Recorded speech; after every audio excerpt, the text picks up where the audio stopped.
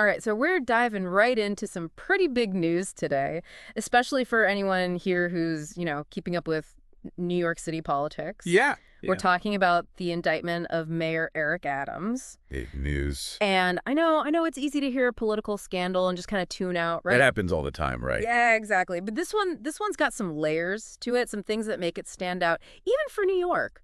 Oh, absolutely. Because we're not just talking about like some local politics here.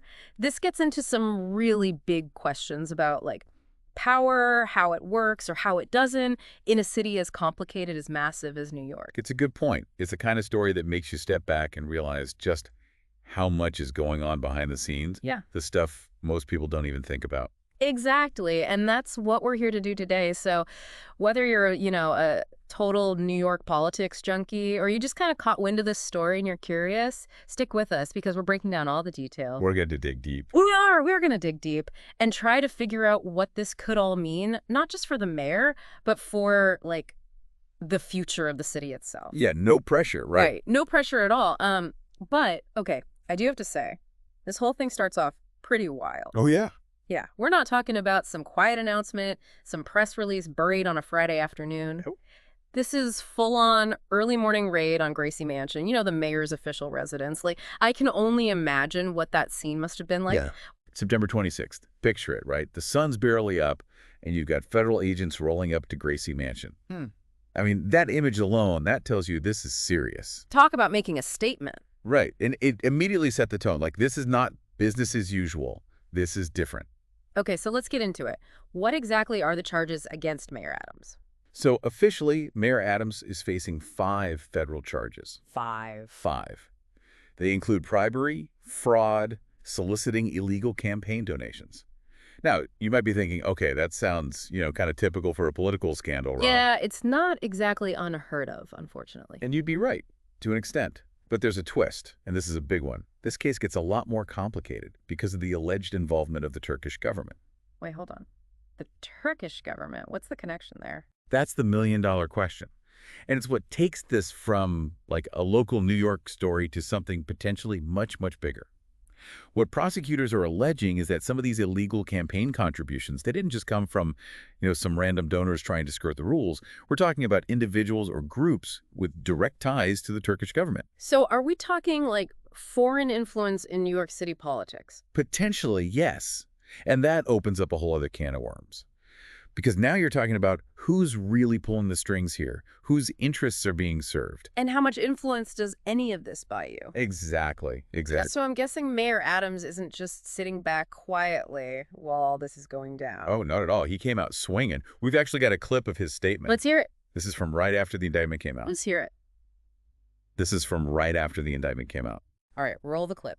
Audio clip plays of Mayor Adams' statement where he maintains his innocence and refuses to resign. It should be brief and impactful, highlighting his defiance. Okay, yeah, you can practically hear the exclamation points in that statement. He's fired up, ready to fight. You get the sense that, like, he thinks this is all, I don't know, some kind of political witch hunt or something. Well, he hasn't used that term specifically, but there's definitely a sense of, I'm being targeted here in his response. Totally. So what does all this mean legally for him? Like, if these charges are actually proven, what are we talking about? Well, if he's found guilty of any of these charges, we're talking serious penalties.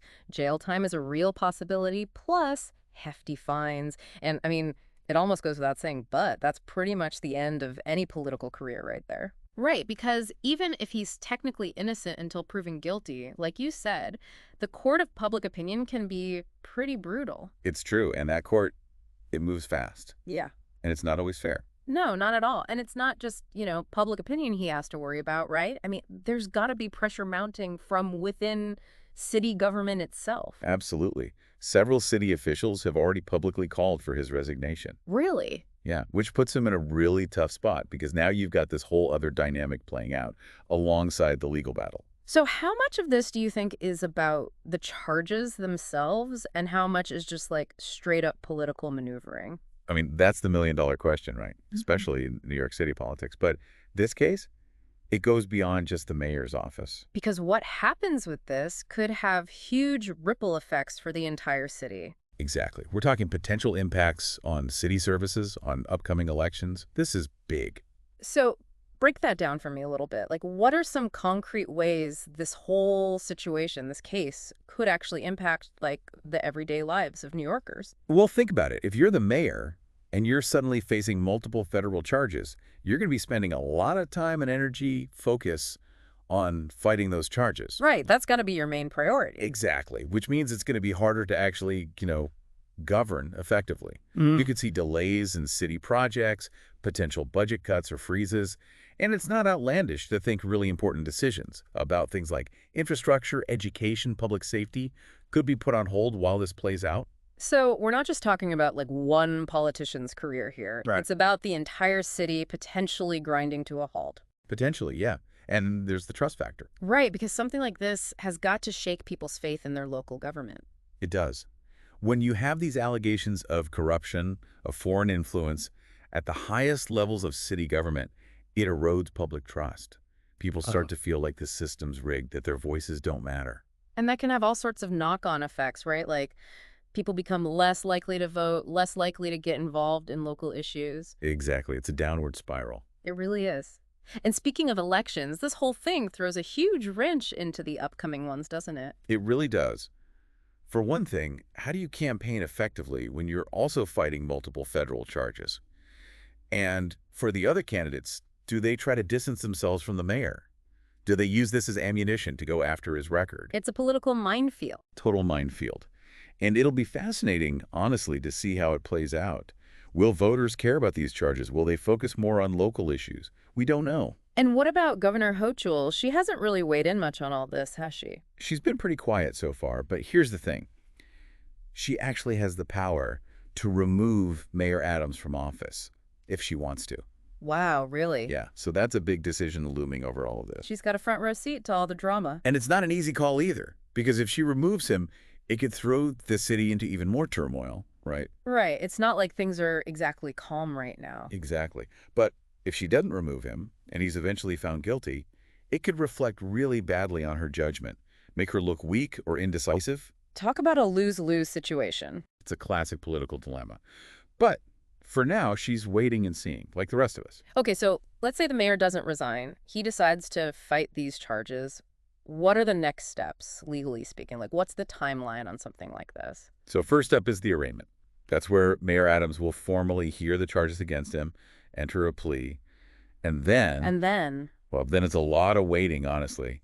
These cases, they can take months, sometimes even years to fully play out. Months, years. I mean, that's a long time to have this hanging over the city. It is. It is. And, in the meantime, this whole thing, it's got people thinking, right? Like, it brings up some bigger questions about how our system works or doesn't work, and not just in New York. Right, because this isn't just about one mayor or one city.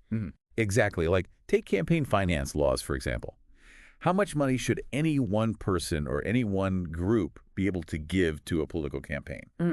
Are there enough rules, enough safeguards to prevent exactly this kind of thing? Foreign influence, quid pro quo situations, all of that. And just for anyone who might not know, what does quid pro quo even mean in this context? Oh, sure, yeah. So quid pro quo, it basically means this for that, right? So in this case, we're talking about the possibility that someone will make a big donation to a campaign, but it's not out of the goodness of their heart. It's because they're expecting something in return, some kind of favorable treatment, a political favor down the line. So like maybe a company donates a ton of money and then all of a sudden they get a really sweet deal on a city contract or a zoning decision goes their way. Exactly, things like that. And it raises this question of, are these decisions being made for the benefit of everyone, or are they being influenced by who's lining whose pockets? It's a good question to ask, for sure. And this case, it also makes you wonder about transparency, How much do we really know about where the money in politics is coming from? How much influence do lobbyists have, special interest groups? Exactly. And it's not about being cynical. It's about being informed. These are the rules of the game. And if you don't like the rules, you got to start asking those questions. So where do we go from here? I mean, these are big, complicated issues, campaign finance reform, transparency. How do we even start to address them? Well, I think step one is always knowledge, right? People need to be more aware of how their local government actually works. Who are your elected officials? What are they voting on? Where do they stand on these issues? Once you have that information, then you can start to make your voice heard, hold them accountable. Right, because knowledge is power, like they say. It really is, especially in a situation like